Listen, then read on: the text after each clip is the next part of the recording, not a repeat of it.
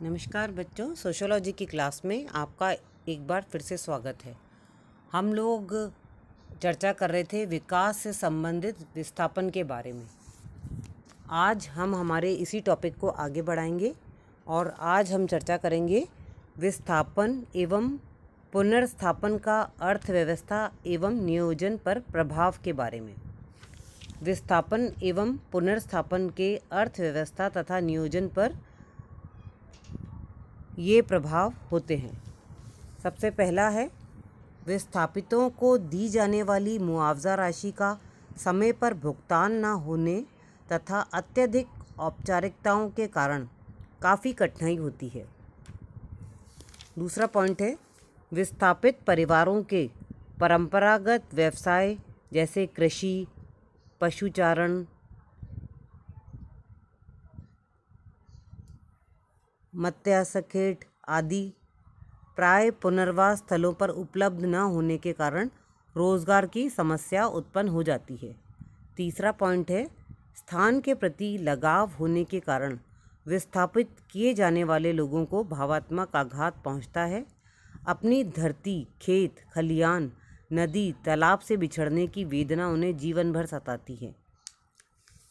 अगला पॉइंट है, बस्तियों को विस्थापित कर नवीन क्षेत्रों में बसाया जाता है। इससे उनका सामाजिक व सांस्कृतिक ताना बाना छिन्न भिन्न हो जाता है। पांचवा पॉइंट है, परियोजना क्षेत्र की वनस्पति, प्राणी संपदा एवं मृदा का तो विनाश होता ही है। विस्थापित परिवारों को जहां बसाया जाता है उन क्षेत्रों के पर्यावरण की भी क्षति होती है। नवीन वन क्षेत्रों को साफ किया जाता है। छठा पॉइंट है, विस्थापन या पुनर्वास के कई लाभ भी होते हैं। क्षेत्र का आर्थिक विकास तीव्र गति से होता है तथा रोजगार के अवसर बढ़ते हैं।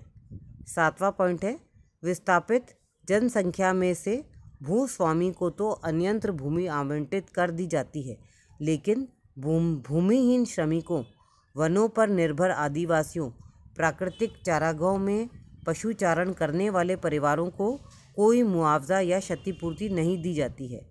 विस्थापन के कारण ऐसे उपेक्षित वर्ग पर कठिनाइयों का पहाड़ टूट पड़ता है।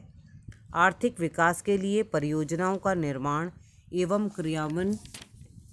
क्रियान्वयन आवश्यक है, लेकिन विस्थापित लोगों का संतोषप्रद पुनर्वास भी आवश्यक है। इसके अभाव में टिहरी जैसे जन आंदोलन जन्म लेते हैं।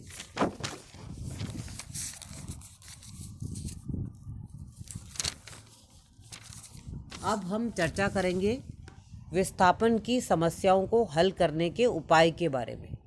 Suggestions to remove displacement problem. विस्थापन की समस्या के समाधान के लिए कुछ सुझाव अपनाए जा सकते हैं, जो इस प्रकार हैं।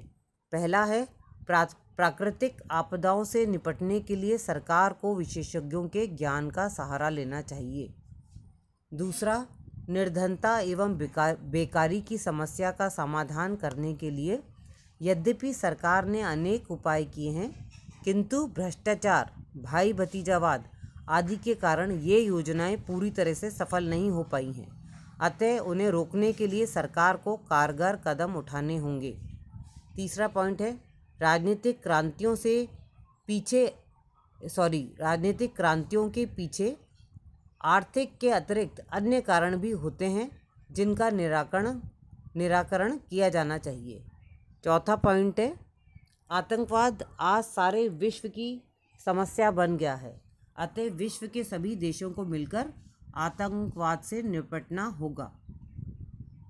उदाहरण के लिए, जैसे 11 सितंबर 2001 को अल कायदा के आतंकवादियों ने अमेरिका के पेंटागन और वर्ल्ड ट्रेड सेंटर पर वायुयान से आक्रमण कर बहुमंजिली इमारतों को धराशायी कर दिया, जिसमें अनेक लोग मारे गए। अतः विश्व के सभी देशों को मिलकर आतंकवाद से निपटना होगा। पांचवा पॉइंट है, औद्योगिकरण ने भी नगरों में अनेक समस्याओं को जन्म दिया है, जैसे गंदी बस्तियां, पानी और बिजली की सुविधाओं का अभाव, शिक्षा, स्वास्थ्य और प्रशासन की समस्या तथा प्रदूषण की समस्या आदि। अतः सरकार एवं लोगों को इन समस्याओं के समाधान के लिए कारगर कदम उठाने होंगे। वरना हमारी संस्कृति और सभ्यता जो हजारों वर्षों से चली आ रही है नष्ट हो सकती है। छठा पॉइंट है, युद्धों को रोकने के लिए भी अनेक मूल कारणों को ढूंढना होगा। सातवां पॉइंट है, सरकार को चाहिए कि उच्च जातियों द्वारा एवं प्रभु जातियों द्वारा निम्न जातियों पर किए जाने वाले अत्याचारों को पुलिस एवं प्रशासन की मदद से रोके। यद्यपि आज अनुसूचित जातियों, जनजातियों एवं पिछड़े वर्गों के कल्याण हेतु सरकार ने उन्हें अनेक सुविधाएं मुहैया कराई हैं, फिर भी आज़ादी के इतने लंबे समय के बाद भी सरकारी उपाय ऊंट के मुंह में जीरा साबित हुए हैं। अतः इसके लिए सरकार को समुचित कदम उठाने होंगे। उपरोक्त उपायों को अपनाकर हम विस्थापन की समस्या से मुक्ति पा सकते हैं। तो बच्चों, आपका ये चैप्टर आज समाप्त होता है। आज की क्लास में बस इतना ही। धन्यवाद।